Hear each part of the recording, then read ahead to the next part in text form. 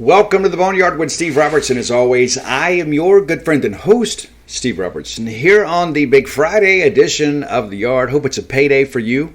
You may notice the sound quality is a little bit better today. I don't always record from the road, but I changed the setting. I had a few people that said, Steve, it sounded like you were whispering, trying to be respectful of the other hotel guests. Well, that's not really the case. I mean, not that I'm a rude and boorish person, at least as far as you know, but I just didn't change the setting. So here we are. Hopefully this is better for you all. We're going to talk a little bit about what's happened the last couple of days. We'll preview what's ahead. Got a lot of the hosting discussion to talk about. Of course, it's one of the reasons you come to Hoover. It's not just for baseball and the free meals and things like that. I mean, I'm not a homeless person, though I do dress like one at times. But anyway, you like to get to talk to other people that maybe have some information that you don't, that you guys really want to hear. And so your good friend and host has worked the sources extensively in person. I've talked to several people in the National College Baseball media, and I have respect for all of them, like some more than others. But one of the things that I want to say before we even get too deep into the show is nobody in the National College Baseball media is going to be picking who hosts, who's the top 8, who makes the field. They're all projecting based on experience and information, just like all of us are. Now, we respect them because they're doing a great job covering the game. But it's important to understand. I remember back in 2021, and I'm not going to sit here and get into some whole big thing, right? In 2021, after we went 2-Q at Hoover, everybody in the college baseball media said, State's not going to be a top 8 national seed. However, I went myself and did a resume-by-resume comparison, posted it on Gene's page, and said, yes, not only will we be a top 8, it's not even a question. And lo and behold, we were. Went on to win a national championship. And I don't say that in any way to praise myself. It's just I think it's important to do your own homework and not just trust what everybody else is telling you. I'm not here to just collect opinions and then regurgitate them, right? I like to find out what everybody else is thinking, what criteria they think the committee is going to emphasize this year. And the thing that I go back to, and I don't know if we're going to host yet or not. I think that's still to be determined. There are some people that are very adamant that, yes, Mississippi State will host, and some others that say they won't. So it's going to be a very, very close thing, for sure. But I think it's important to understand that as we work through this, the committee has introduced KPI in the quad system, and there's a reason they do that. And yes, that's all kind of fueled by RPI. But if the Division I baseball committee felt that RPI was a perfect system, if it wasn't flawed in some ways, and it is, I know some other people are like, oh, absolutely not. Absolutely not. Steve, it's a scientific formula. No, it's some guy's opinion. It is. It's some guy's opinion. Oh, but yeah, it's in real time. There are all these calculations. And yes, listen, I'm a baseball nerd too, but I also understand this. At the beginning of all of this is somebody else's opinion. Somebody goes through and weights the value of each team, and then it lets the system do the work, right? It's somebody out there somewhere assigning value to these teams at the very genesis of the process. And so their opinion may not go along with that of the committee. And but again, I go to this whole thing. They go and add these extra metrics to enable them to get a better feel for things. And Mississippi State is very much in the hosting discussion. And you guys want to say, well, Steve, are we hosting or not? You want a definitive answer when there is still information being gathered. I mean, we're going to continue to play baseball through Sunday. Even if Mississippi State is no longer in the tournament, there's going to be things that change. There are going to be teams around the country that win and some lose, and that's going to impact our RPI in a positive way or a negative way. But I think, and we'll talk about this in the show, when you begin to look at teams that are similarly situated, you can find some criteria that supports Mississippi State and some that works against Mississippi State. So we're going to talk about that on the show. I want to thank our friends at Bulldog Burger Company, longtime sponsors of your show. Love Bulldog Burger Company, and though I've eaten well here in Hoover, I'm ready to get back and get some spring rolls. I'm looking a little peaked, to be honest with you, and it's not just because I didn't bring my razor. I'm away from home, and I'm away from my home base and my beauty care regimen, which requires the spring rolls. I might just get 2 orders myself. I don't know what you look like these days. Maybe send me a selfie, and I can recommend how many spring rolls you need to kind of get back to where you want to be. It's true. But I need that great restaurant quality hamburger that only Bulldog Burger Company can provide. I'm really thinking about the smokehouse. Yeah, I'm really, really thinking hard about the smokehouse next time I go in there. And I might even get the onion rings. Yeah, maybe. We'll see. They do onion rings well there. I'm a bit of an onion rings connoisseur, though I don't like onions. I know. I'm a riddle wrapped inside of an enigma. I get it. I also want that Nutella shake to go. You need to go have your own experience at Bulldog Burger Company, whether it be with friends or family or coworkers or whatever. There's no better place to eat, just to go break bread. Excellent quality service, quality atmosphere, quality food. And they want you to come in there too. Everybody wants your business, but I think Bulldog Burger Company earns it every single time I go in there. I always know there's a consistency with what they do, and I know exactly what to expect when I go in there. And I know that I'm going to be taken care of. 3 great locations to serve you: University Drive in Stark Vegas, Gloucester Street there in Tupelo, Lake Harbor Drive in the Ridge and Flowwood area. Bulldog Burger Company, the place where people go to meet. Okay, so since we've been together, I'm not going to spend a lot of time belaboring this because so much has happened, right? We've already moved on. But I'll give you a quick recap. We beat Texas A&M, and that was not an insignificant undertaking, right? They were the number 1 RPI team in the country, and it's funny, we beat them, and they remained the number 1 RPI team in the country. And that's one of the things, too, that's so interesting about the RPI thing. And I'm going to get more in depth for this. It just feels like we have a higher hill to climb. And a lot of it's because we've got some quad 4 losses, right? And before I get too far along in the show as it relates to how we break down scheduling and things like that, here's the one thing that I'm left with, right? And some people have a different opinion, and they're welcome to that. I think if I'm Chris Lemonis, I am never, ever, ever, ever, ever, ever, ever, ever, ever going to schedule a game against a Quad 4 team. I'm just not going to do it, because the way that the NCAA Division I Baseball Committee has this thing set up, and it is so incredibly based on RPI, I gain absolutely nothing by playing the Central Arkansas and the Jackson States and the Alcorn States and the Valleys and the Alabama States. I gain nothing from that. And it's a shame. It's a shame. It really is. It's kind of an indictment on the D1 committee. And I'm going to say that may hurt some feelings, and that's fine too. There are some people that need to have their feelings hurt. As I've mentioned on the show before, if we really want to grow the game, you need to have a couple, 2 to 3 games that are an RPI exemption. And I don't just say that because it impacts us now, but let's just be honest about this, okay? Like teams like Mississippi Valley State and Alabama A&M and Florida A&M, they need that check that a big baseball game can provide. They need it. They need it for survival. But the way this thing is structured, it's like, what, guys, it doesn't matter. Because if somehow we lose one of those ball games, it may cost us the opportunity to host, which in turn costs us a ton of money. Also puts us in a less than advantageous situation when it gets this time of year. Because here we are at the end, and we go beat the number 1 RPI team in the country. And you have people in the National College Baseball media that say that the loss of Central Arkansas is more significant than 2 wins over Texas A&M. And so there's nothing to gain by playing these games. And in the past, I've been very much an advocate. I said, you know what, hey, we need to do this because you never know who may go in the portal one day. Not to mention, it's just the right thing to do. But I am persuaded now that you can't play these games. I would rather go play, 4 or 5 games against, Southern Miss, UAB, maybe, even though they're a little bit down this year. Maybe even Louisiana Lafayette. I just go play all my midweek games against them. And even if I lose, it's better than me, running the risk of losing a ball game to somebody with an RPI around 250 or 300. There's just too much to lose, and there's really nothing to gain. And so until the D1 Baseball Committee decides, hey, we're going to give you guys a little grace here because we want these games to get played. And we understand more times than not that the Power 5 team is going to win this. But upsets happen. But, we get it. You should not be in a situation where you have to choose between, hey, what's best for baseball and what's best for Mississippi State. But that's where we are. Because that's how they've structured this thing. Because let's be honest about this. You work your way through this thing, and I can go resume to resume with just about all the teams that we're similarly situated with, and I can pick them all apart. And I can also make a case for each of those teams. But had we not played those games, we'd be better off not even playing anybody.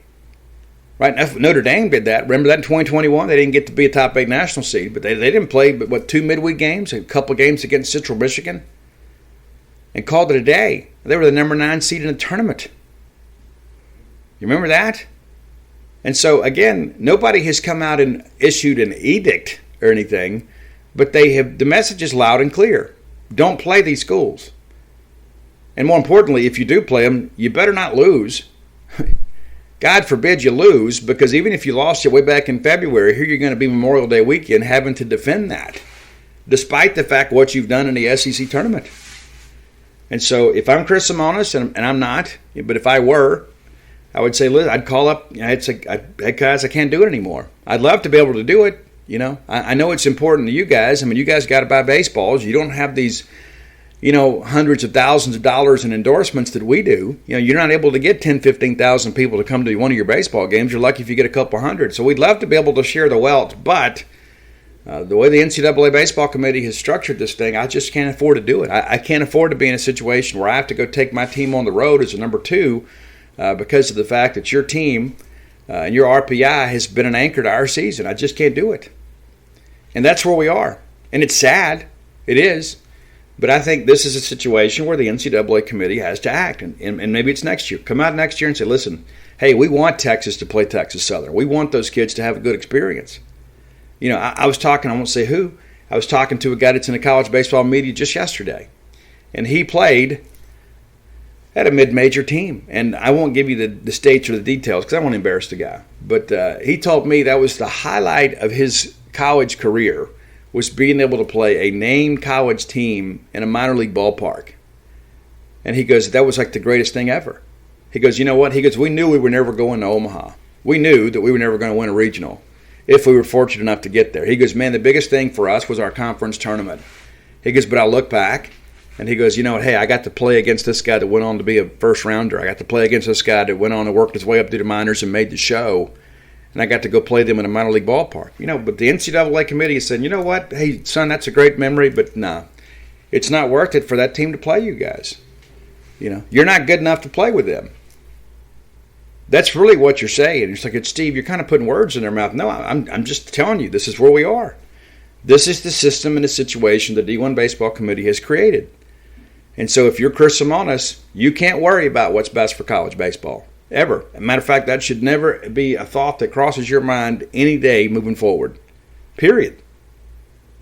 You got to do what's best for Mississippi State. And if that means not even playing a full schedule, then that's what it means. You can't do it anymore. You just can't. So back to that big win over A&M. And again, I'm not going to break down the whole game here. But it was a huge win for us. And it's so interesting. There were so many people that were like, you know what, hey, Mississippi State's going to lose this game, probably lose the next game to Vanderbilt and Tennessee, and they'll go to the house. I don't think anybody had us winning 2 in Hoover, but we have. And what a fun game it was. And Nate Dome earns the win. Chris Cortez, the fireballer, gets the loss. And I've seen some guys here in Hoover that can throw the ball really, really hard, but don't have a complimentary pitch. They can't keep people off the fastball. But we get into this ball game here, and it's nothing doing for either team in the first. And we get into the second. And Amani, who's had a good tournament. I mean, he's not going to make the all-tournament team, but Amani's had some pretty big swings for us. And he gets on base and comes around on the wild pitch there. It's a 1-0 ball game, and I think that really settled us a little bit. The crowd really got into it, and Bulldog fans that have been here have been absolutely amazing. I love each and every one of you. I do. Even those of you that don't subscribe to my website, even though you should. Love you anyway. Maybe at one point you'll come be with us. But we're kind of coming along there, and we're pitching the ball pretty well. I didn't think Cal had his best stuff, but we're kind of grinding it out. And then Murphy, on the very first pitch of his second at bat, hits an absolute laser over the wall and left to put State up 3-0. And I can tell you there were some people in the National College Baseball media sitting on the row ahead of me that began to really squirm in their seats. It's true. They may not admit it, but it's true. It's like, oh, look at this. Yeah, Mississippi State being a fly in the ointment for sure. All right, in the home half of the inning, A&M gets on the board, and this could have been a much bigger inning for them. We kind of grounded our way through it and got out of it, only surrendering the 1 run. Laviolette on a fielder's choice there, so it's a ground ball out. The run scores. And I tell you what, this Camarillo kid from A&M, he has had some really big games against Mississippi State. He's not you never hear his name mentioned, right? He plays shortstop for them, and all the talk is about the top 4 in that order, but he's had some big swings against State. All right, so it's 3-1 going to the 6th. And then Appel, who is a guy that's kind of an unsung hero in this A&M lineup. It's the RBI sack fly. Laviolette scores. That's a 3-2 ball game. And again, that could have been an inning, could have got away from us, but we kind of grind our way through it. Into 6, they tie it, of course, with the double to left center shot. Another guy that's got some talent, but kind of an unheralded player on this team. And Montgomery scores. We did a really good job against Braden Montgomery. And again, I go back to this whole thing with Justin Parker's ability to scout and to be able to put a game plan together. Braden Montgomery had 4 bats in this ball game. 3 of them were hit exactly to the same spot. All 3 of them. And one of them was 105 off the bat. And Dave Marchand catches it to one hopper and throws him out. The one hit he did have was just kind of a Texas leaguer to right field. So again, that's Justin Parker just kind of picking people apart and saying, you know what, we're going to make you uncomfortable. We're going to throw things in the zone that you don't like, and we're going to force you to hit it. Or you can sit there and take a strike.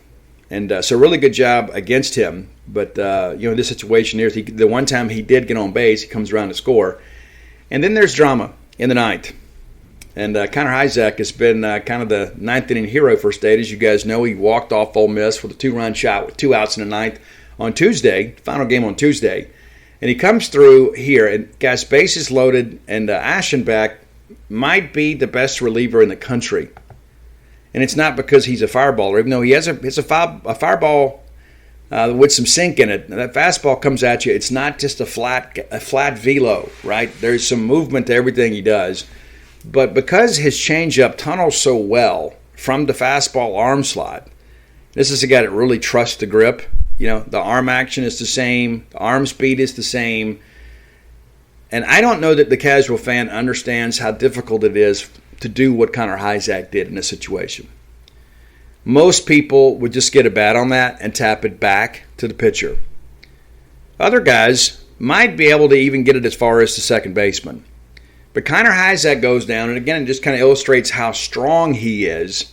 He's able to kind of rifle that thing back up the box, and nobody can get to it. It gets by Aschenbach, gets in the outfield, 2-run score. The most endearing image of that scenario is Dave Marchand's face as he crosses home plate and looks back at Connor to say, dude, we did it. And, of course, Tyler Davis comes out and that is absolutely filthy. And Mississippi State fans were then kind of feeling their oats about where things stand. It's like, oh, we're not going to host? Okay, you're telling me Texas A&M's the best team in the country. That's fine. We'll go beat them, right? And that's why a lot of people, and even some people that have some influence, have told me, hey, if they beat A&M, they're in, no matter what happens the rest of the tournament. We'll see how the committee interprets that. We'll see. But looking back at the numbers for this ball game, they weren't great. The numbers that mattered the most are runs scored. Bryce Chance goes 1 for 3, but Dave Marchand, and we needed to get David going, and we did against A&M. 3 for 4, 2 RBI, 2 runs. Of course, the big fly there, 1 strikeout. Tough night for Hunter Hines and Dakota Jordan, and that's kind of lost in. It's like the glee of winning. It's like, we need our stars to shine bright, and they haven't so far in Hoover. I'm optimistic that they will as we kind of move forward. And I really wish some of our fans, it's okay for us to vent among ourselves, but let's not go get on social media and trash our own players. Let's have a little class. Isaac 1 for 3, of course, the big 2 RBI there, and then Amani Larry, big night for Amani, 3 for 5. And scores the 1 run there, but it just seems like Amani was kind of the catalyst. Logan Kohler 1 for 4 in the ball game, and State with 9 hits. And of course, when you start thinking about what Amani and Marchand did, your middle infielders kind of carrying the weight there. 6 of the 9 hits. Looking at pitching numbers here, and again, I didn't think Cal had his best stuff. He goes 5 innings, 3 hits, 3 runs, all of them earned, 2 walks, 4 strikeouts. And I saw some people saying, hey, Steve, why it takes him so long to get a strikeout. Guys, in this big ballpark, when you've got a rise fastball the way Cal Steven does, I would much rather have that 2-pitch flyout than that 7-pitch strikeout. It's kind of like, well, we didn't hit any home runs, but we scored 10 runs. I just want to win ball games, right? And pitch efficiency sometimes requires you to get easy outs rather than strikeouts. And Cal's pitch count got up a little bit, but, hey, it's a no decision for him. I didn't think he had his best stuff, but hey, he goes out there and does a job for us. Tyson Harding comes in, goes 1 inning, allows 1 hit, 1 walk, 1 strikeout. I didn't think Tyson was especially sharp in the ball game, but again, he does a job and kind of passes the baton to Nate Dome. And how great is it to see him back? Our former Friday night guy is back just in time for the postseason. He works 2 innings and earns the win in relief. Allows one hit, has one strikeout, and again, that's 2 innings with 25 pitches. Again, pitch efficiency there. He gets 2 flyouts and 3 ground outs. That'll get it done.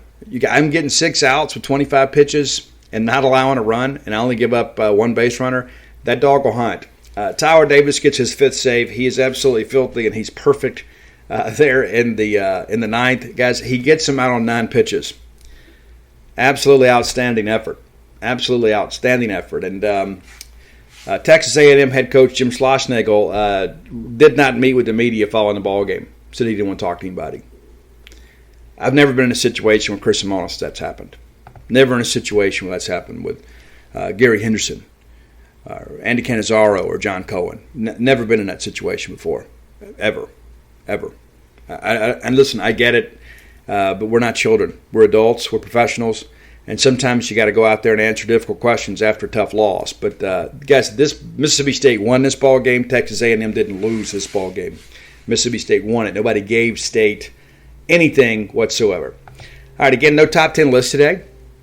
So the next segment of the show is brought to you by Campus Bookmart. No, that's not right. I'm out of order here. It's Close with Blair. Close with Blair, our friend Blair Chandler, our mortgage professional friend. If you're looking to kind of just get started in life, maybe you've graduated, maybe you've got a couple of years of experience under your belt, maybe you've been able to save a little bit towards your down payment. Not that you have to have one, but it's always very helpful. And you're thinking, you know what, Steve, maybe I want to find like a condo to kind of get life started rather than to kind of throw my money away renting. Maybe I'm ready to buy a house. Maybe I want to buy a game day condo. Listen, let me just tell you the person that can help you make that happen. It's Blair Chandler at closewithblair.com. That's CLOSE with Blair, BLAIR.com. Give them a call or text today at 601-500-2344. Again, 601-500-2344. All right, so let's get into the second game here.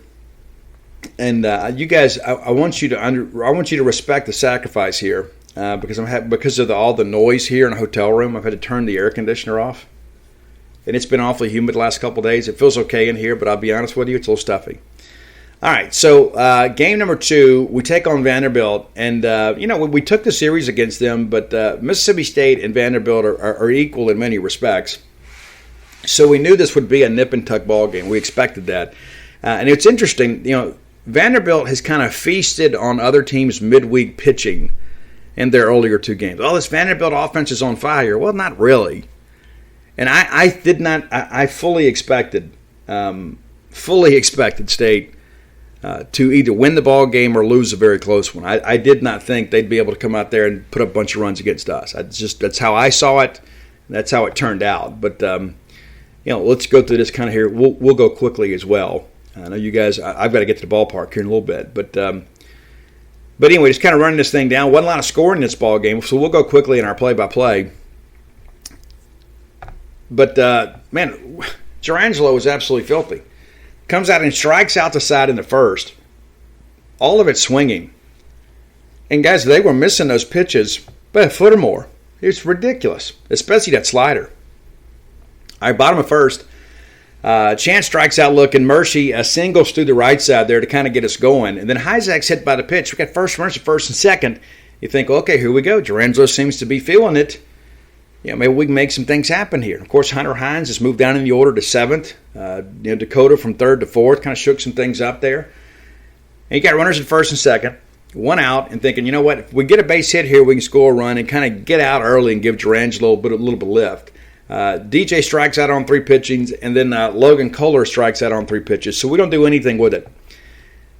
Those are the kinds of things that add up over a ball game. Every pitch matters. Everybody's like, well, we'll get them later. Guys, again, in a 9-inning game, I'm only guaranteed 27 outs. That's all I'm guaranteed, right? And then if I can get mercy ruled too and get out of here in 21. Every out is precious. Can't give outs away. All right, Gerangelo again, 1, 2, 3, strikes out the side again there in the second. Bulldogs come in. Larry pops up to short. Hines fouls out to the catcher.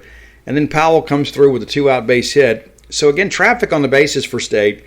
And Johnny Long strikes out swinging. And we obviously there's a little more risk reward with guys like DJ and Hunter because they can run into something and turn a game around. Johnny Long is struggling at the plate exceptionally poorly as well. It's just one of those things. And when he comes up in the order, you're just kind of hoping he can move runners. And I can't answer it, but we're just not getting any offensive production from about 3 spots right now. Top of third. And this is really, in many respects, really kind of set the tone for the game. And I give Tim Corbin a lot of credit here. They really put us in a very stressful situation here. Holcomb singles up the middle on a 1-2 count. And maybe we catch a little bit too much to plate there. We get behind in that count 1-0 and come back with a couple swinging strikes, a foul ball, and then a single back up the middle. You get a punch out here, it's maybe a different conversation today because of the fact they did a really good job here. Rogers, left-handed hitter, comes up. He's probably bunting to sacrifice the guy along to kind of give, I guess, a situation for Durangelo to have to do something besides just rock and fire. And a lot of times you do that. You make a guy fill his position to kind of change the rhythm.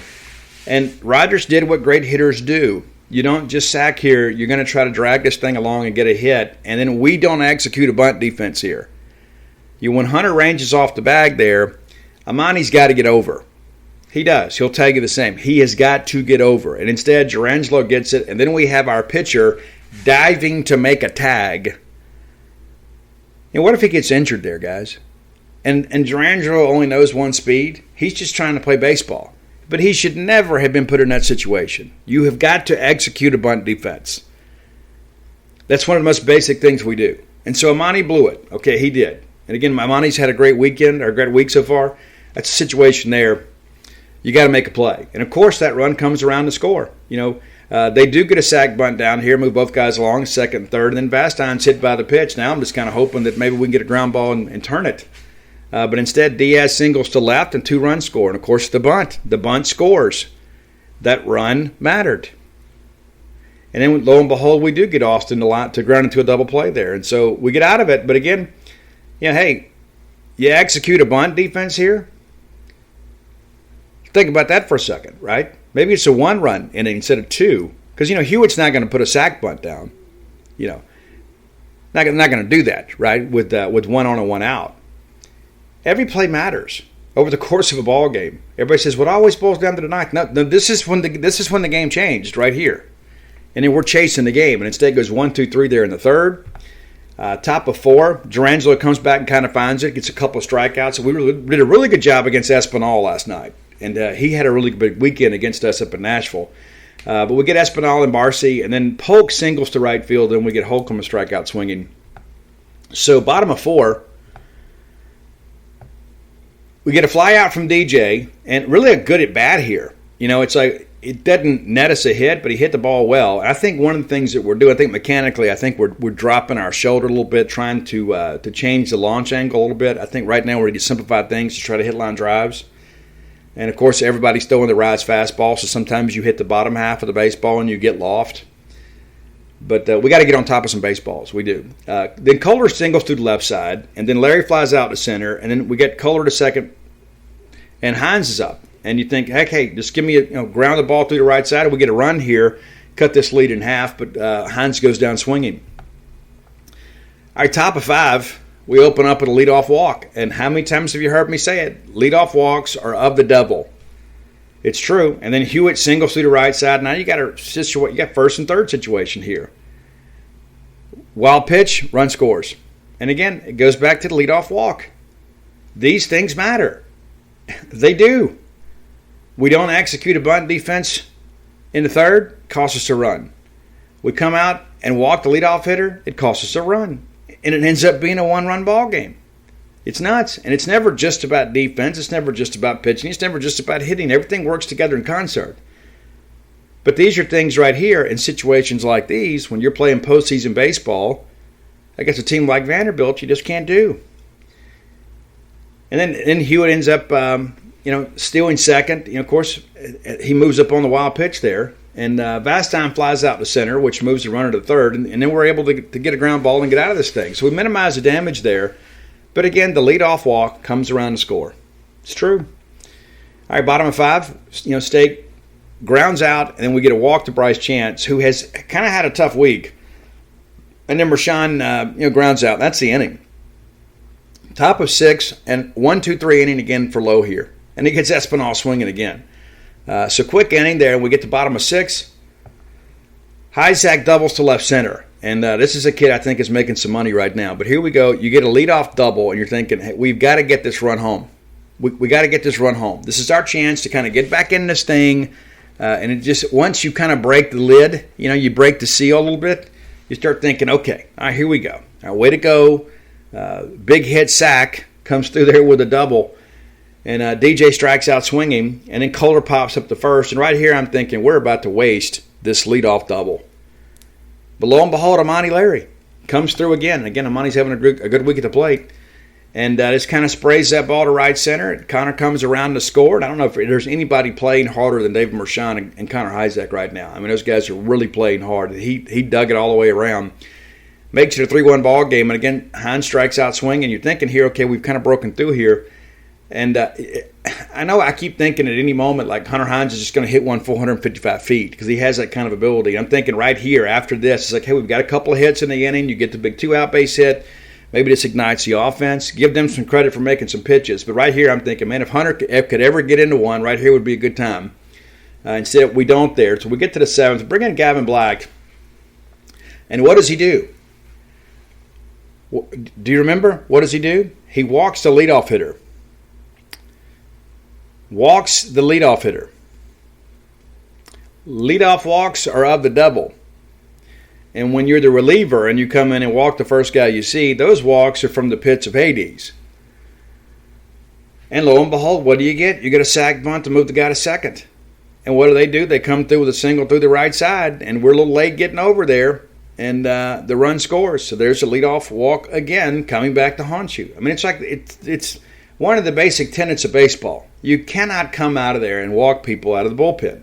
And I'm not beating up on Gavin Black here. He just happened to be the pitcher at the moment. You absolutely cannot. What that tells me is he wasn't ready to come in. You weren't ready.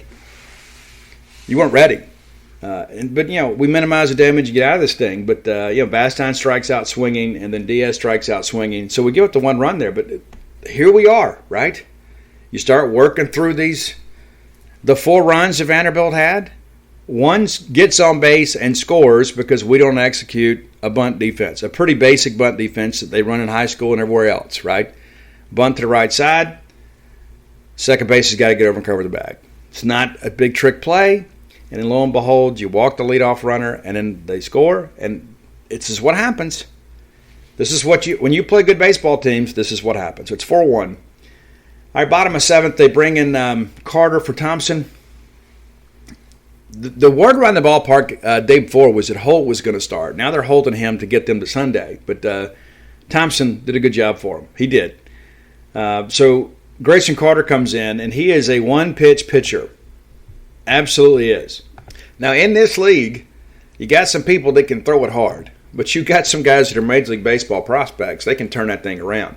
When you don't have a complimentary pitch you can throw for a strike, people are just going to sit dead red fastball. And I don't care if you throw it 97, 98. At some point, you can get got too. Grayson Carter doesn't scare me.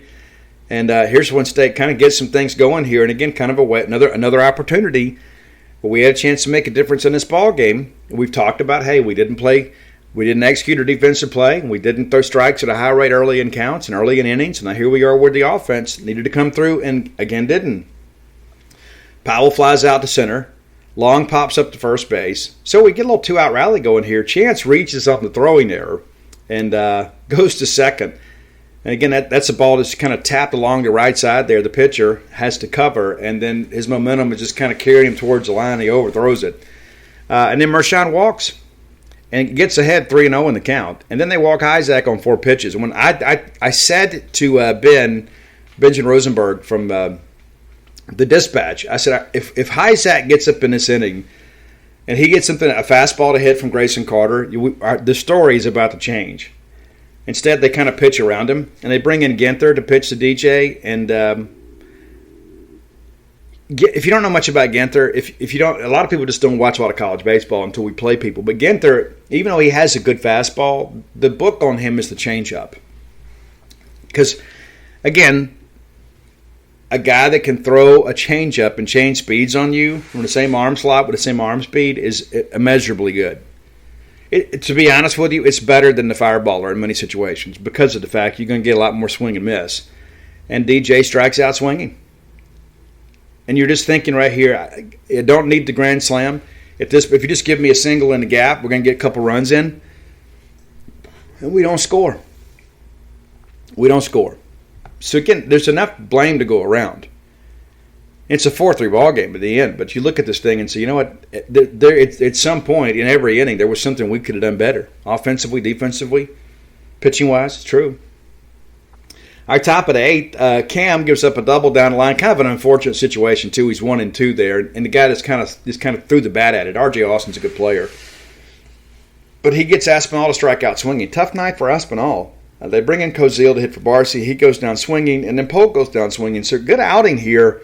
And again, Cam Schuelke, one of the more competitive guys on the team, gives up a leadoff double, and he goes, you know what? Not on my watch, guys. No. And strikes out the side. Bottom of 8, we get the leadoff walk, Logan Kohler. And what do we talk about? When Bulldogs get walked to leadoff innings, those are gifts from God. They really are. Those are gifts from God. We didn't take advantage of it, though. Larry, lengthy at bat there, flies out to right field. I was hoping we'd get a walk there.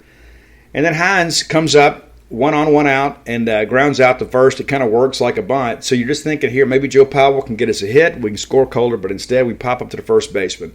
So a lot of non-productive outs there in that inning. All right, top of 9. Here we go. What do we do, guys? We walk the leadoff hitter on 4 pitches after striking out the side. Rogers then reaches on a fielder's choice. And basically, guys, we got back-to-back ground balls that should have been double plays in this inning. We did. We couldn't execute them. And some of that's personnel. But, we get a ground ball, and should be a 4-6-3. The scoop throw, kind of shoveling that ball to second. It's a little bit off target and high. Disrupts the turn. The inning continues, right? Hewitt, ground ball to short, we get it to second, and just can't turn it. And so back-to-back. So Cam's doing a job here. And then lo and behold, he picks Hewitt off first. And, man, I tell you what, I thought he had him a couple times. But when they finally got him, there was no doubt. And on the Vanderbilt side of this, that is absolutely inexcusable. Absolutely inexcusable. Especially when it's not like you've just been watching from the dugout. Schuelke's been getting closer and closer and closer to picking you off. And at that point, in a 4-1 ball game, that run means everything, right? Right, because at that point, if you get that run around, then one swing can't beat you. One swing may tie you on a grand slam. Not that we expect that, or you can count on that. But this is absolutely, absolutely unacceptable to get picked off here. And I don't want to go Augie Garrido on you, but how do you get picked off first base in that situation? Especially when he's closer and closer and closer. It showed a little low baseball IQ there. And credit to Cam Schuelke. All right, bottom of 9, we get a little drama here, and that's been the case for the Bulldogs in Hoover all week, that the 9th inning has kind of belonged to the Bulldogs, and you're thinking, you know what, if we can just get a couple guys on base here, maybe the Maroon Magic shows up again. So we pinch hit here. Ethan Pulliam comes in and pitch hits for Johnny Long, and we get ahead in the count 1-0, and then he skies the ball to right field. And again, that's that Rise fastball. He hits that ball hard. Really does. Comes in off the bench, hadn't been playing. But it's an out. And then Bryce Chance comes up, similar situation. Just a fly ball to right field, and you think, okay, well, this is it, guys. Let's gather our stuff. And then Dave Marchand's like, not so fast. And he singled that ball back up the middle.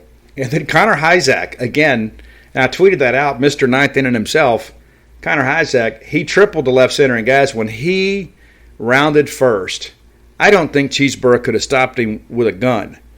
When he rounded second and he knew that ball was at the wall, Connor Hyzak was trying to win a baseball game for Mississippi State, folks. That wasn't about Connor Hyzak playing for the draft. That wasn't about Connor Hyzak doing something for himself. He's like, you know what? I've driven a run in. Let me make it easier here. Let's ignite the crowd, ignite our offense. And right now, Connor Hyzak is the best player on this team. No doubt about it. Now it's a 4-2 ball game. We bring in Nate Chester to pinch hit for Stevens, who came in to play defense in place of Dakota Jordan. And after that tough at bat, they made the decision to pull him. I don't know all the details behind it, but the bottom line is this. Nate Chester given an opportunity here, gets down in an 0-2 count. We're down to our last strike, and what do you know? Nate Chester lines a single to right field. The run scores. Now it's a 4-3 ball game, and the tying run is on base, and the winning run comes to the plate in the form of one Logan Kohler. Swing and a miss, and Logan's trying to knock it out of the ballpark there. You know, he really is. And then we get a ground out to second base, and that's your ball game. And we lose 4-3. I will commend the guys for not quitting. But again, this game really boiled down to, over the course of the game, there were some mistakes that Mississippi State made that Vanderbilt took advantage of. And when Vanderbilt made some mistakes, Mississippi State did not. So it's not just an indictment on the offense. It's an indictment all the way around. It's a team loss. Looking back here, Bryce Chance goes 0 for 4. Had the one walk there and then reached on an error. Dave Mershon goes 2 for 4. A run scored, also a walk, so he reaches bases 3 times in 5 plate appearances.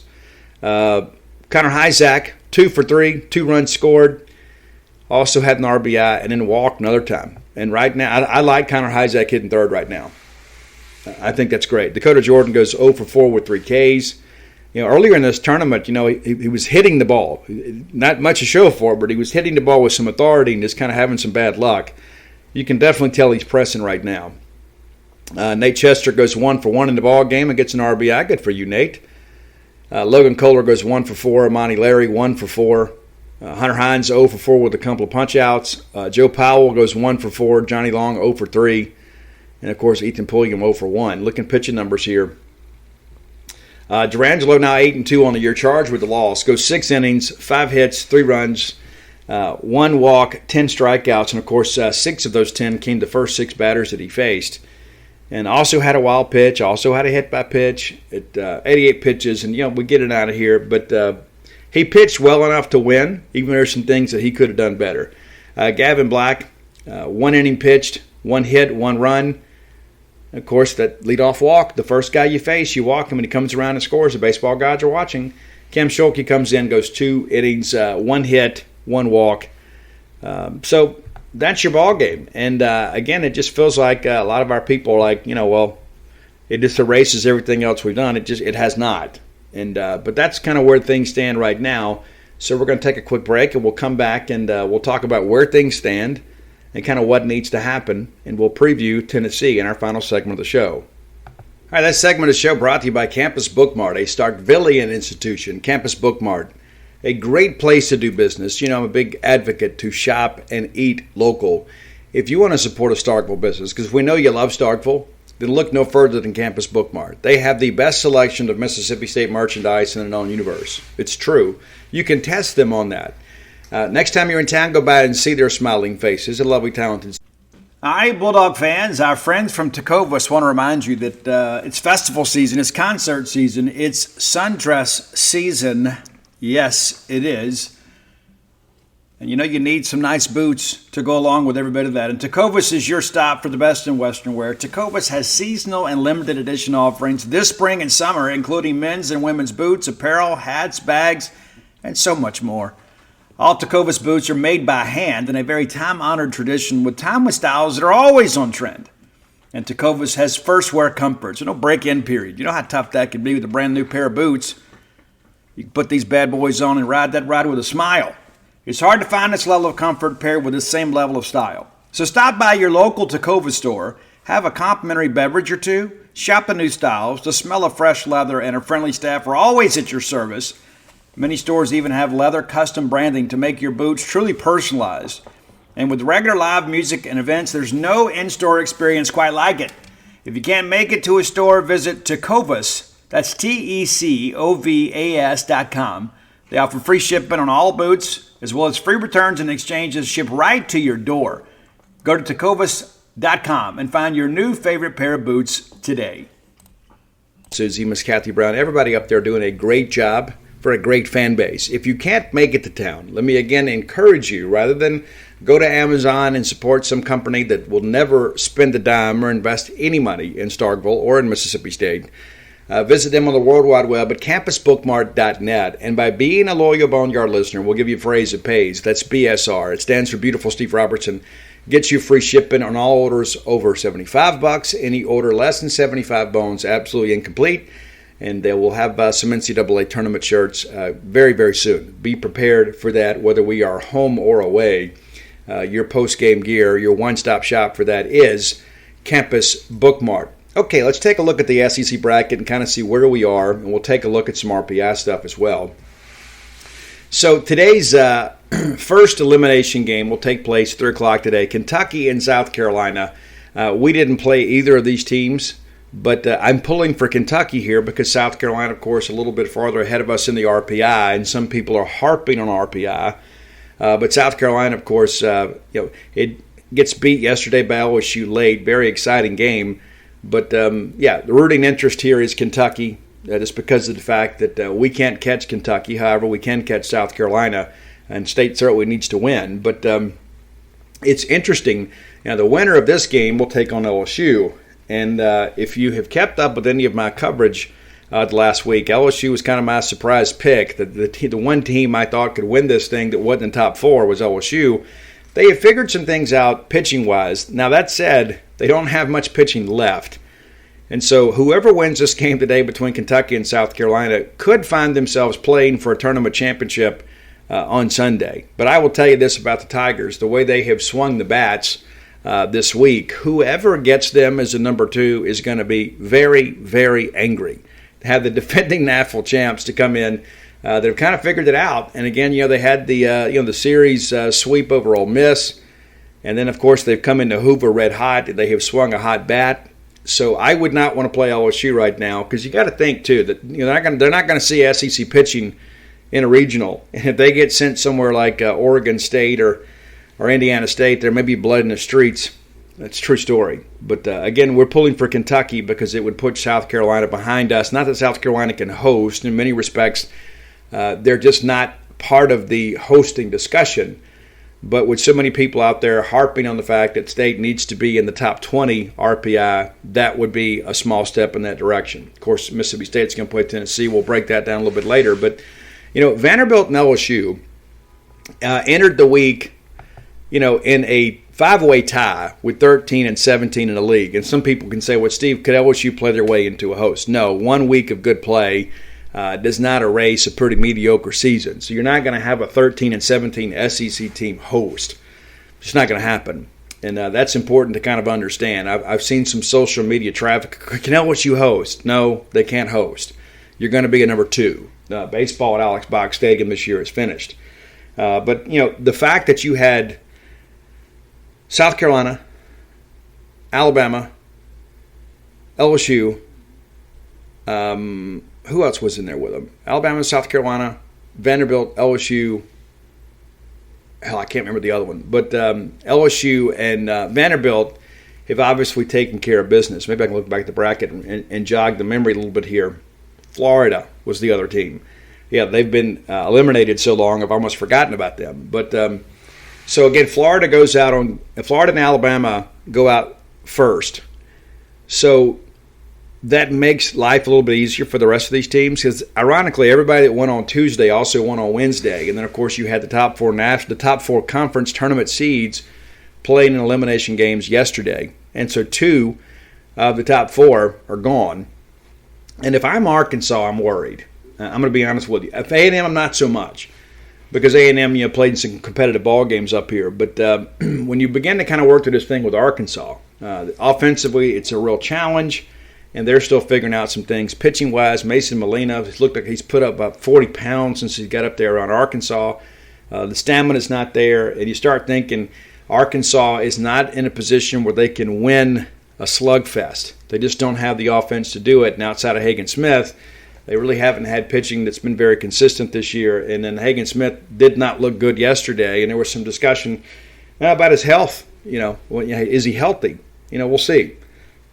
We'll see how it all plays out. But I am concerned if I'm Arkansas as you enter as the number 2 seed, and then you're out of here quickly. You lose to a 13 and 17 South Carolina team, and then you lose to Kentucky. And again, everybody keeps waiting for Kentucky to fall. Kentucky may fall in Omaha. But that's how it looks in the bracket right now. So Vanderbilt and LSU at the hotel resting today, as Kentucky and South Carolina and Tennessee and Mississippi State will both play an elimination game. And Tennessee and Kentucky really with nothing to gain. And I think South Carolina's done enough. They're going to be a solid number 2 somewhere. And Mississippi State, obviously, the team that needs to win the most today is Mississippi State. I think if you win today, and it feels like the hurdles keep getting raised, right? If you win today, I think the discussion is over, because even if you lose tomorrow to Vanderbilt, you're going to remain in the top 20. You get a win over Tennessee, probably elevates you a couple spots in the RPI. You lose to Vanderbilt, and there you are. So that's kind of where we stand with every bit of that in the SEC. Let's look now at the RPI. Some interesting results yesterday, and I could sit here and gripe about this RPI thing all day. But Kentucky now back up to the number one RPI spot in the college baseball RPI, according to Warren Nolan. Texas A&M drops to number 2. North Carolina is 3. Tennessee is 4. And even with the loss today, Tennessee is going to remain a top 8 national seed. And I think, Arkansas is a 5 RPI. But the thing that I think about with this whole Arkansas thing, they will probably be a top 8 national seed. And they probably deserve to be. But they are a team with a lot of question marks. And so I think who they get, maybe not in a regional, but in a super, could determine their fate. Because, playing at Baum-Walker, it is a bit of a launching pad. It's not Alex Box. It's not Foley Field. But the park really plays offensive to left-handed hitters. And so I think they're good enough to win at home. But you start thinking, if they drop a regional game, let's say they win with Hagen Smith, and you probably have to consider, hey, maybe I throw a number 2 in if I'm playing a 4, and then bring Smith out to give me a winner's bracket game, and then I can figure it out. But if Arkansas ever gets in that loser's bracket, even at home, they could be in trouble. Georgia's sitting there at 6, and what's interesting at Georgia, too, and again, I think the fact that Georgia sits at 6 actually is beneficial to Mississippi State. Because if I'm Scott Strickland and I sit down and say, okay, and listen, our thoughts and prayers go out to Scott Strickland and his family, his dad died earlier this week, but from what I'm told, he will be available for the discussions for the NCAA committee, and if you know Scott, you wouldn't expect anything less, even though it would be perfectly understandable if Scott needed to be with his family. I mean, it's a traumatic thing. It absolutely is. But I think if you're Scott Strickland, you can say, you know what? Outside of the fact that Georgia has the better RPI, Mississippi State and Georgia are very similar. And I went down and broke down the Georgia non-conference schedule today. Really they beat Georgia Tech, which is what an RPI 48. The only big RPI win they have out of conference is over Clemson. And that's big. It is, because Clemson's sitting right there at number 7. But if you run down a non-con schedule, it's not good. As a matter of fact, let's do that together real quick here. Because that's the big thing. Everybody's like, yeah, but Steve, State's non-conference schedule. Let's run through Georgia's non-conference schedule. And again, it's so interesting how all this kind of shakes loose. I think it's important for people to kind of understand this stupid thing will come on. It's having to do these. Everybody wants you to read their ads. I really don't. And I know we deal with some of that stuff too. But anyway, here's the non-con schedule for Georgia this year. And their non-conference record is 22-1. 22-1. But let's look and see who they played here. UNC Asheville, RPI of 226. Georgia State, RPI of 109. Northern Kentucky, RPI of 157. Presbyterian, 189. Michigan State, 106. And they actually lost that game. Georgia Tech, they play a couple games against them, RPI of 48. Georgia Southern, we played them. What in the hell is this? No need to chase your pet's meds all over town. Stupid. I apologize. I didn't know it was going to happen. Again, I apologize. But so Georgia Tech, RPI 48. Georgia Southern, a team that we played, RPI 55. Stetson, RPI 111. Northern Colorado, 4 games against Northern Colorado. They won them all, RPI of 280. Iowa, expected to win the Big Ten, RPI of 104. They finished the year 29-23. Wofford, RPI of 51. Mercer, RPI of 108. Georgia State, RPI of 109. Kennesaw State, 83. And, of course, the big win over Clemson, 7. Another win over Kennesaw State, 83. So you start running down through all this, and it's like this Georgia non-conference schedule is just kind of how we thought at first blush the season, not kind to that non-con schedule. But there they are at number 6. You say, well, Steve, how does that help us? I think you can say, hey, listen, Georgia and Mississippi State are essentially the same team. State's got a handful of quad 4 losses. That's really the difference. But the understanding is, hey, they had the same record in the SEC, 17-13. State beat them head-to-head, 2 out of 3, and probably should have swept that series. And then Georgia goes one and done at Hoover, and Mississippi State still playing and about to play their fourth game of the tournament today. So I think you can make the case that you should take both of them. SEC is the top RPI conference.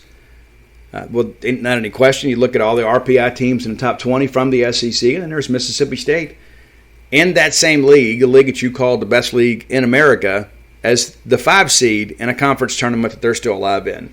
And so I think there's a case that can be made for that. And again, the people, everybody keeps pointing to the quad 4 losses, and those midweek games matter.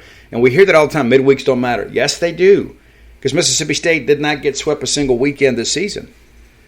And so again, I go back to one of the opening parts of the show. Yeah, you need to win that game, but you may be better off just not even playing those games. And I go back to this whole East Carolina thing. They didn't play Campbell. They canceled the game at 10 in the morning. It rained, I think, a half inch at 9:30 at night. And Campbell has beaten ECU 5 straight times. I wonder if that had anything to do with the weather forecast. My take on that. But you also say, don't cancel those games. Well, they canceled it, so they shouldn't be rewarded. We played the game and took the RPI hit. And think about what if we had canceled that game and hadn't taken that 3-point drop in the RPI. We're in the teens right now. East Carolina right now, 18 in the RPI, State 21. So it's not that big a jump, right? But we're not going to make a decision on what's happened today. And, of course, East Carolina loses in the tournament yesterday. And maybe we can get through this. Let me just mute this just in case. Just in case. No, I can't do that. Let's look at the East Carolina baseball schedule. Or better yet, let's just go over to the AAC tournament bracket. Maybe we won't get a pop-up ad there. But East Carolina could drop even further because, as we mentioned earlier in the week, because of their non-conference schedule and the fact that their conference tournament is really comprised of a bunch of teams that aren't going to play beyond this weekend unless they win a tournament. And so, and listen, college administrators, I don't know who does your website stuff, but you guys could make this a lot easier. You could make it much easier when somebody just Googles the AAC baseball tournament bracket, that's what comes up. Like the first 2 things that come up when you do AAC baseball tournament bracket are the ACC tournament and the 2024 American Athletic Conference basketball tournament. That's what comes up first. Shows you what baseball is thought of in that conference. But let's see if we can find it here. 2024. Yeah, maybe we can find it here. We're navigating through life together, kids.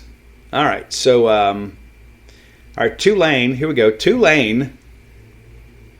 They won 7-5 over Charlotte last night. Interesting. All right. So we can't find a bracket here. Let's see. Wichita State is the one that beat us, and they beat them to death. Beat them 14-4. 14-4. The Shockers. Right? Nuts, man. All right, let's see if we can find a schedule today and find out who we're rooting for in this tournament. Okay. All right, so let's see here. It's Rice. Yeah, Rice will play East Carolina today, and that game will get underway at 1 p.m. Eastern, so any moment now. Charlotte's at FAU, so those are elimination games today. So we really would like to see ECU lose that game, and the winner will go back and play Wichita State. So we're rooting for East Carolina to lose either today or tomorrow, which could be helpful for Mississippi State. But, of course, the bottom line is this, is Mississippi State needs to win. We're not going to sit here and hope everybody else kind of loses around us. But with the traffic where it is, it wouldn't hurt us. Now, what's interesting, Oregon State's a team that we had talked about that we're kind of in the same situation as Mississippi State. So basically everybody in the top 10 right now, I believe, is hosting. Everybody. And of course, we've already run that down to Arkansas, Georgia, Clemson at 7, Florida State at 8, Virginia at 9. I think everybody solidified that. Indiana State is 10 RPI, and I don't think those teams should ever host, but my policy on that. Wake Forest is at 11, but they're 15-15. And so short of them maybe winning that tournament, I don't think there's any chance they host. I had a discussion with a couple people in college baseball media, and I spoke to somebody that used to be on a selection committee that says the committee is always hesitant to give a 500 conference team a hosting opportunity.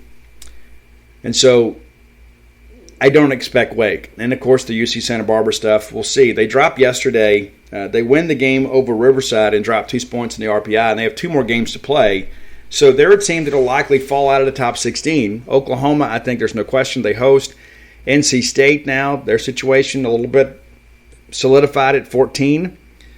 Oklahoma State loses last night to Central Florida and gains 2 spots in the RPI. Can somebody explain to me how that works?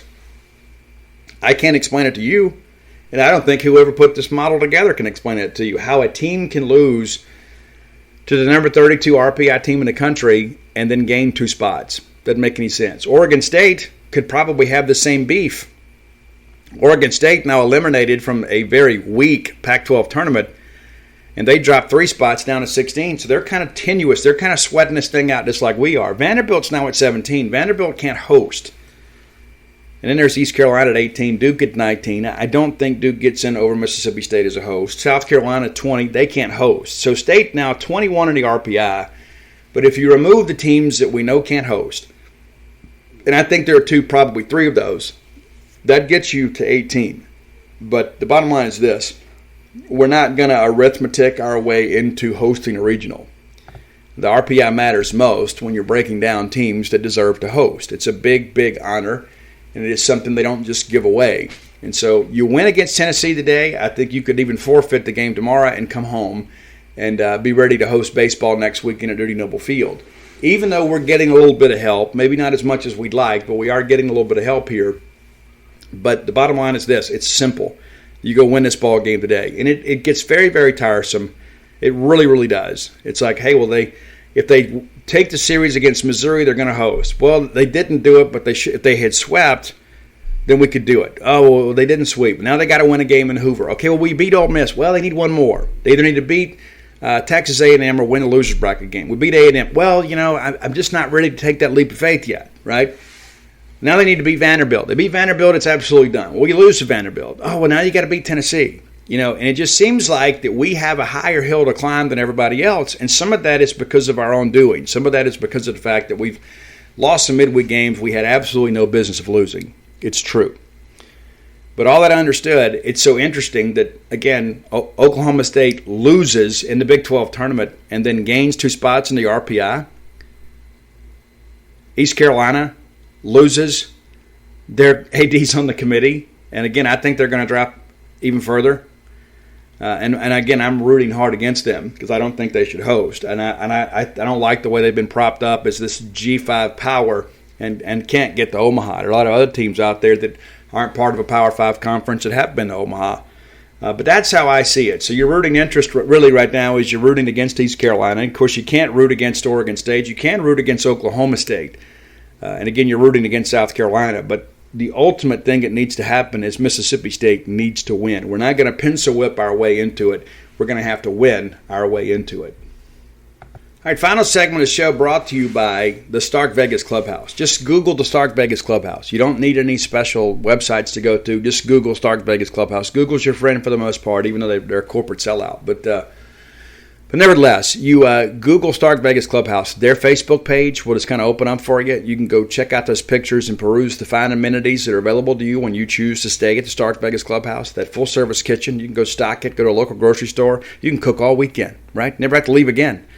Got that wet bar there. You can stock everything up. You can just say, you know what? We're just going to vegetate all 3 days. We're just going to spend the whole weekend just kind of hanging out in the serene silence of the greater Starkville area, just 5 minutes away from the Mississippi State campus. If you're coming for a ball game weekend, you can't beat it. If you're coming for like a work trip, maybe you never thought about that.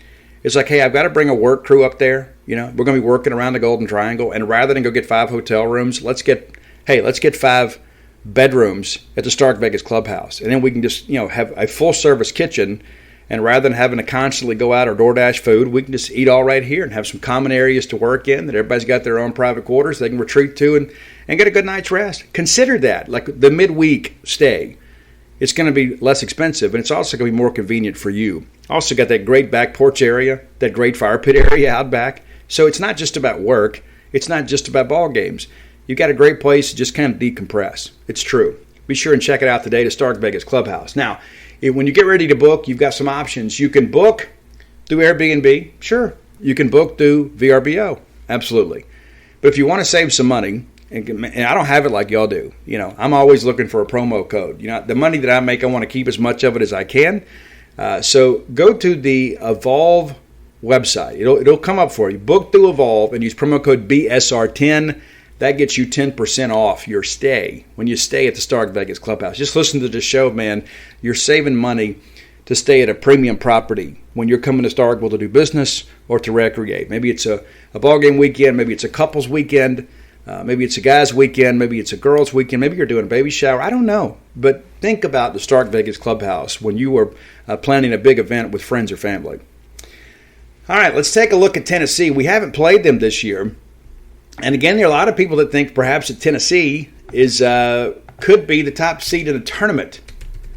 I don't know if I'm ready to go that far yet. I think kind of what happens today will determine that. Like if State beats Tennessee and Kentucky beats South Carolina, it could be Kentucky. A&M, of course, can't do anything else to add to their resume. Everybody's just kind of scoreboard watching now, right? But let's take a quick look at the Longhorns, at the Volunteers. It's all the same. And now that we're all in the same conference, I guess it is. But no, Tony Botello's done a great job there. Now, Tony, it sometimes can be a polarizing figure, but you cannot argue against what Tony Botello has done at Tennessee, a baseball program that has just kind of been, an above-average team many years. They've never really been that team you look at and say, you know what, that's going to be a tough weekend. But that's changed in recent years. They opened up in that Globe Life Field Shriners College Showdown up at Arlington. Great place, right? And they go up there, they take care of Texas Tech, they lose to Oklahoma, the eventual Big 12 champions, and then they take care of Baylor. So a nice, successful weekend. They get UNC Asheville in a midweek game in East Tennessee. They get UAlbany in Knoxville, and those were some gaudy scores there. Absolute 3 blowouts. They get High Point, Ole Miss's best friends, in a midweek game there at Lindsey Nelson. They get Bowling Green to come in on the weekend. Bowling Green, again, a team that we expect to be in the tournament. They sweep those guys. And all 3 of those are Mercy Rule events. They get Kansas State, another team we're expected to get an at-large bid. They get them 15-5.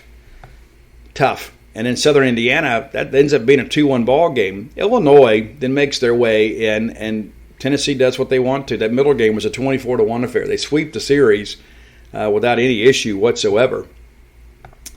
And Eastern Kentucky comes in for a 7-inning ball game. They lose 17-2. We get an SEC play, and lo and behold, Alabama takes 2 of 3 from Tennessee.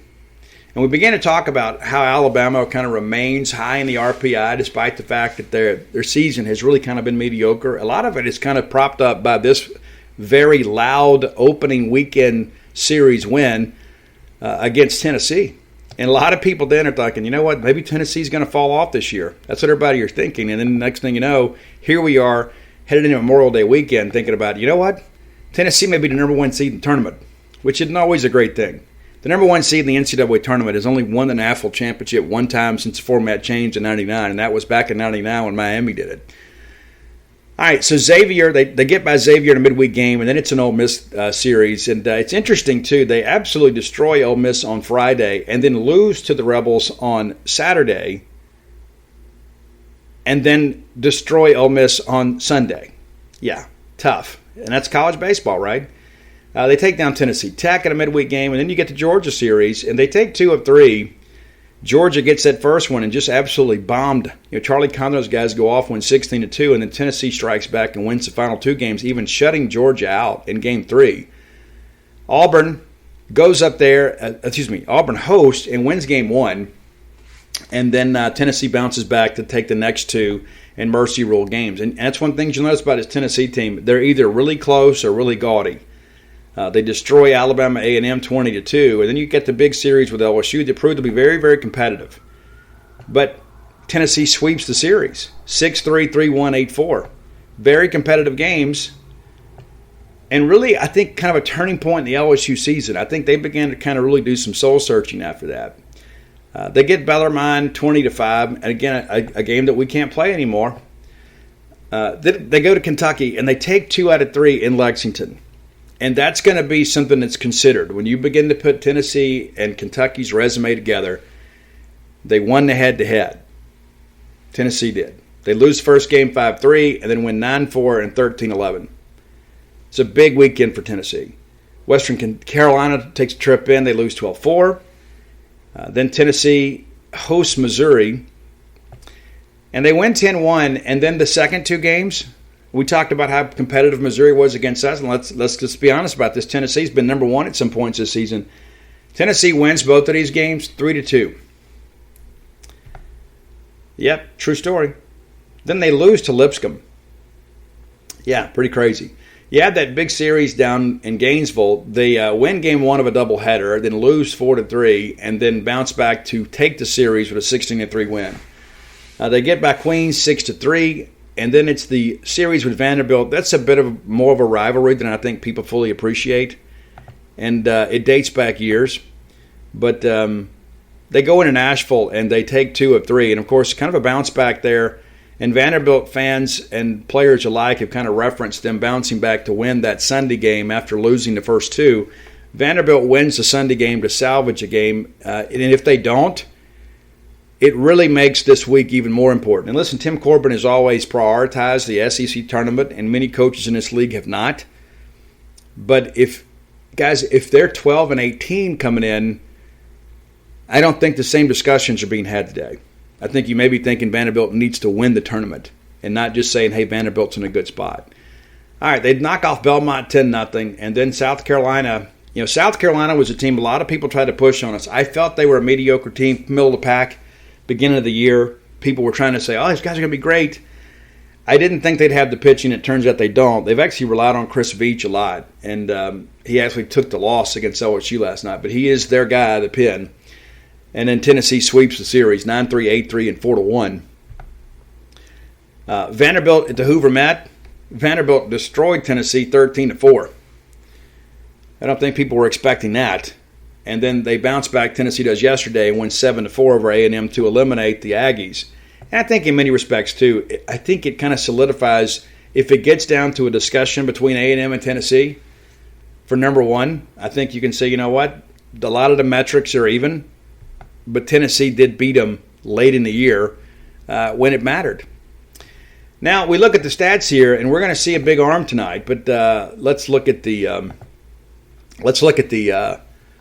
hitting stuff first, and we won't break it down by conference because at this point it really doesn't matter, right? But Christian Moore, an absolute monster of a year for him. A lot of people in Tennessee are saying that because he had such a great year in the SEC that he should be considered an SEC Triple Crown winner. It doesn't work that way.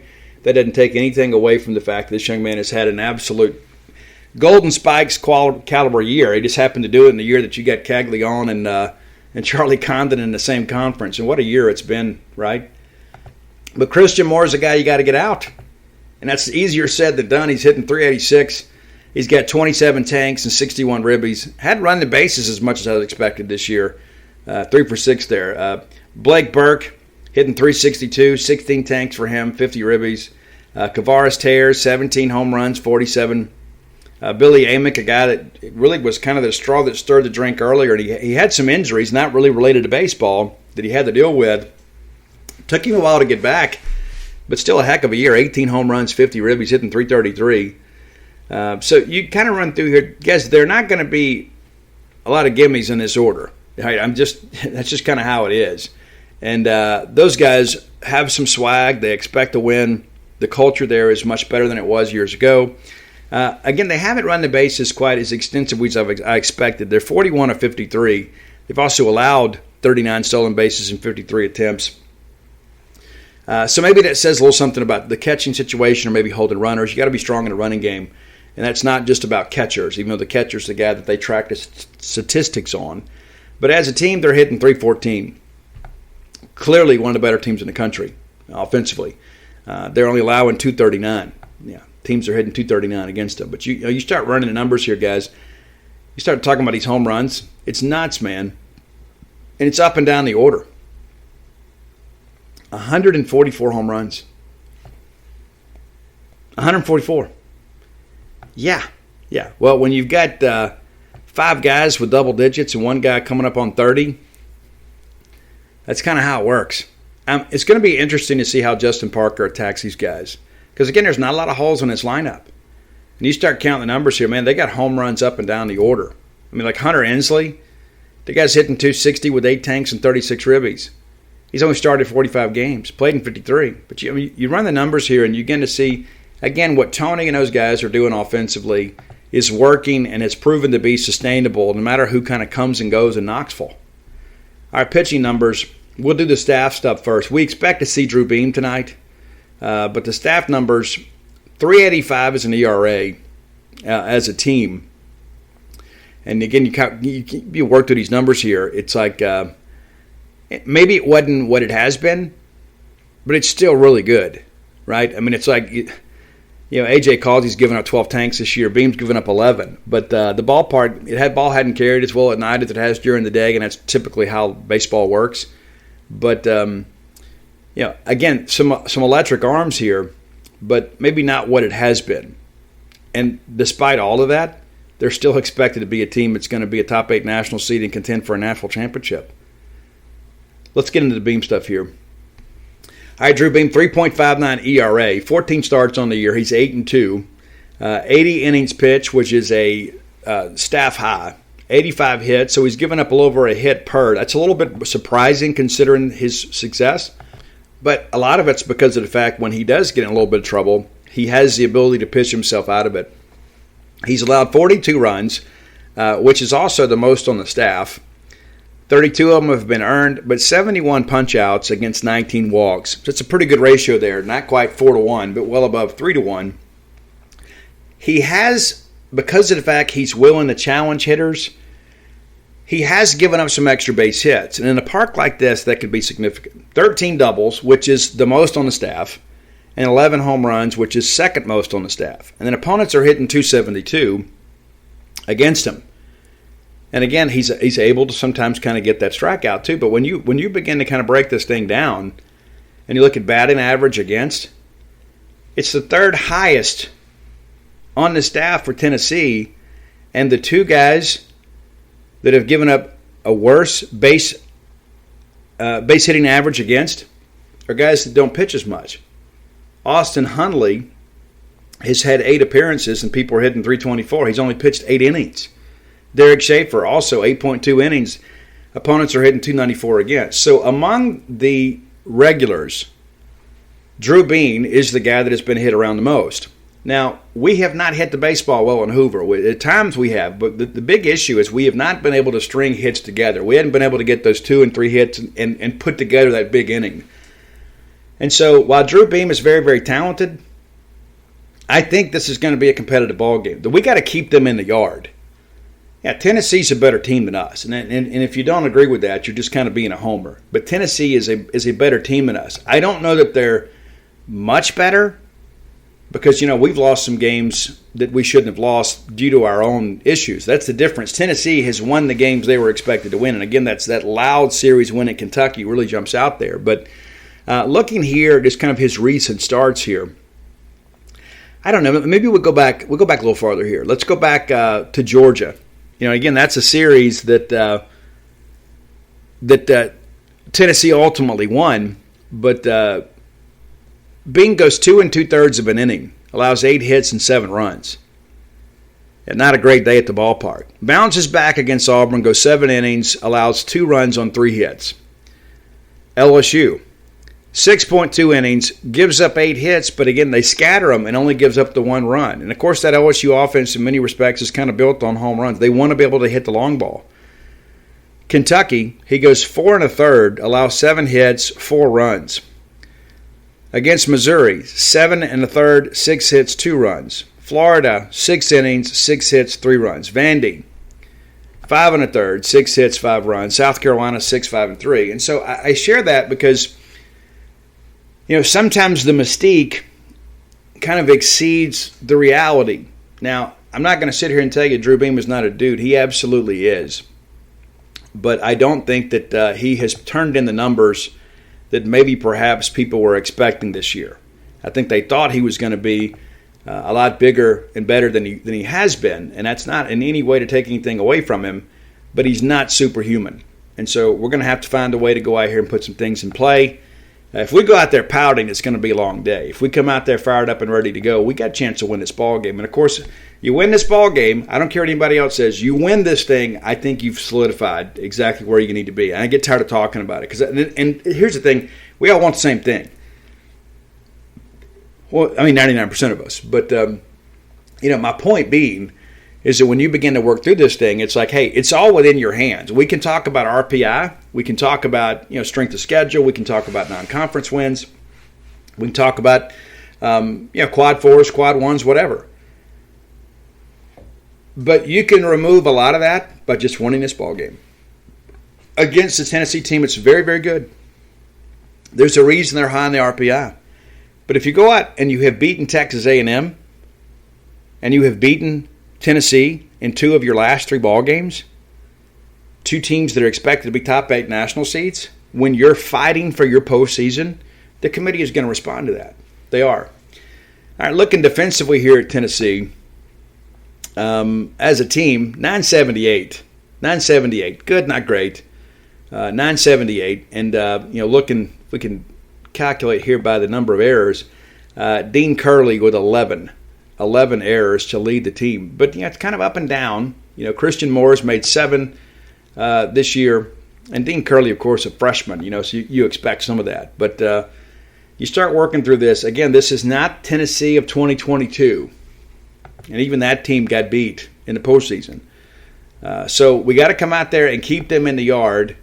And I think because of the fact that Tennessee really didn't have a lot to prove in this tournament, they're just kind of getting their pitching set up. I don't think it was a deal where they maybe came to this tournament and say, hey, we got to go win this thing. I think they got embarrassed by Vanderbilt, and you start thinking, you know what, we don't need to lose seeding in the top 8. We want the best seed we can get. They bounce back, and the A&M win, I think, was big for them to kind of rile this thing up here. But, again, you look at this whole deal with Mississippi State, you just win. It's that simple. You just win. And then you would own 2 wins over top 5 RPI teams here to kind of close it out. And that's the last impression. I did have somebody tell me, too, when you begin to think about the metrics they look at kind of beyond the RPI and the quad system, they talk a lot about your last 10. How did you close out the season? And so you look at Mississippi State, and say, hey, this is how we closed it out. We won our final home series. We did play that North Alabama game you guys told us we had to play, and we won it. We came to Hoover. We beat our arch rival who was playing for their season. And then we knocked off Texas A&M, the team that you guys told us was best in the country. We lose to a streaking Vanderbilt team that we've already taken 2 out of 3 from. And then now you take down Tennessee. It's a compelling case. I can work against Mississippi State or for Mississippi State if I'm in that room. But the bottom line is this. It's all within our reach, and if we don't make it, it's nobody's fault but our own. It's not going to be because the committee snubbed. It's just going to be because we lose to games like Central Arkansas and Austin Peay, and of course Austin Peay saw their season end yesterday. And so again, the midweeks matter. No matter what anybody else tells you on social media, the midweeks matter because here we are. It's so funny. Midweeks don't matter, but it's like, hey, why did Mississippi State going to get in? Well, they lost a couple of midweeks they shouldn't have. You know what I'm saying? So we can't talk out of both sides of our mouth. But the bottom line, just to simplify it for you guys as best I can. You beat Tennessee, you're going to host. You don't beat Tennessee, you're leaving it in the hands of the committee, and you got to hope that you get a favorable ruling. All right, if you guys hadn't done so, go to WhenTheBottomFalls.com, and you can get the newest book, When the Bottom Falls. A lot of people around Hoover have been asking me about that, and many have already read it, and I appreciate that.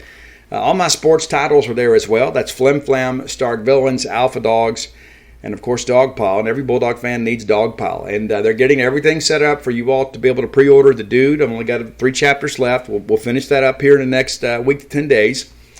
And let me tell you, too, big day at True Rest of Starkville today. I think they're going to float about 20 people today. You need some rest and relaxation in your life. I don't know what your ailments are. Maybe it's stress. Maybe it's anxiety. Maybe you got chronic pain. Maybe you got all sports injuries or war injuries, or maybe just living life injuries. Maybe we can help you. Maybe we can.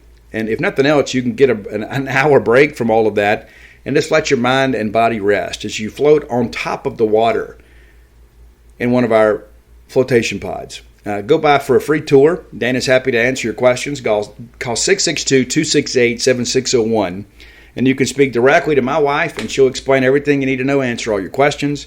You can book at that point. You can get more information. You can go to truerest.com, or you can follow us on social media at True Rest of Starkville on Facebook and Instagram. I've had so many people around here say, hey, the float. We have a lot of student athletes that come float too.